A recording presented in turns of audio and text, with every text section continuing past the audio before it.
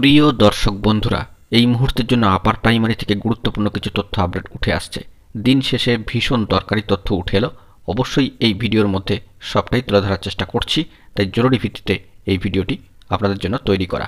অবশ্যই ভিডিওটিকে সম্পূর্ণ শেষ পর্যন্ত শুনে বোঝার চেষ্টা করবেন এবং শেষ পর্যন্ত দেখে নেবেন। যে সমস্ত বন্ধুরা চ্যানেলটি সাবস্ক্রাইব করেননি, সাবস্ক্রাইব করে নিয়ে সঙ্গে থাকবেন। ইতিমধ্যে বেশ কয়েকবার আপনাদেরকে এর মধ্যেই জানিয়েছি যে আপার প্রাইমারি শিক্ষক নিয়োগ প্রক্রিয়ার ইতিহাসে পশ্চিমবঙ্গ আপার প্রাইমারি চাকরিপ্রার্থী মঞ্চের যে অবদান, যে প্রচেষ্টা, তা কিন্তু কোনো অর্থে অস্বীকার করার উপায় নেই। একদিনের জন্যও না, এক মুহূর্তের জন্যও না।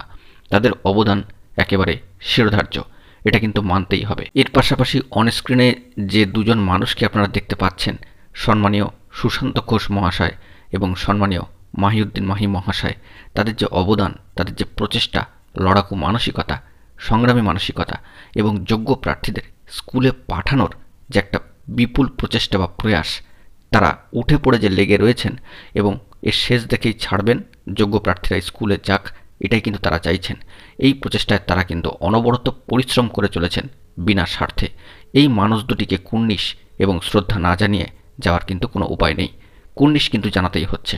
তবে আজকে চেয়ারম্যান সাহেবের সাথে সাক্ষাৎ পর্বের প্রসঙ্গ উঠে আসছে। সেই দিক থেকে দাঁড়িয়ে বলা যায় যে পশ্চিমবঙ্গ আপার প্রাইমারি চাকরিপ্রার্থী মঞ্চের সম্মানীয় দুই লড়াকু সংগ্রামী যোদ্ধার যে প্রচেষ্টা, তা কিন্তু অনস্বীকার্য। অবশ্যই তাদের ভূমিকাকে মেনে নিতেই হচ্ছে এবং ধারাবাহিক কাউন্সেলিং তৎসৎ জয়নিংয়ের ধারাবাহিকতাকে বজায় রাখার ক্ষেত্রে এই দুটি মানুষ যে নিরলস প্রচেষ্টা চালিয়ে যাচ্ছেন, তাকে কিন্তু কুর্নিশ জানাতেই হচ্ছে।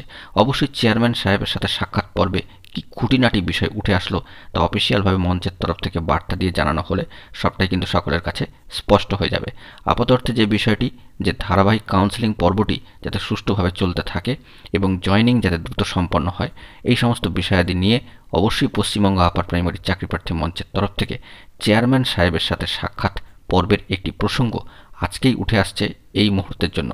অবশ্যই এই সংক্রান্ত বিষয়ে আমরা নজরদারি রাখার চেষ্টা করছি এবং পর্যবেক্ষণে বিষয়টিকে রাখার চেষ্টা করছি। গুরুত্বপূর্ণ তথ্য পেলে আপনাদের মাঝখানে অবিলম্বে শেয়ার করে দেওয়ার চেষ্টা করব। যোগ্য প্রার্থীরা স্কুলে যাবে, এমনটাই তারা কিন্তু চাইছেন এবং সেই সংগ্রামে তারা কিন্তু অনবরত লড়েই চলেছেন। অবশ্যই যোগ্য প্রার্থীদের স্কুল যাওয়া শুধুমাত্র সময়ের অপেক্ষা। অবশ্যই পশ্চিমবঙ্গ আপার প্রাইমারি চাকরিপ্রার্থী মঞ্চকে এ বিষয়ে কৃতজ্ঞতা জানাতেই হচ্ছে। বন্ধুরা, এখন এই পর্যন্তই। ধন্যবাদ।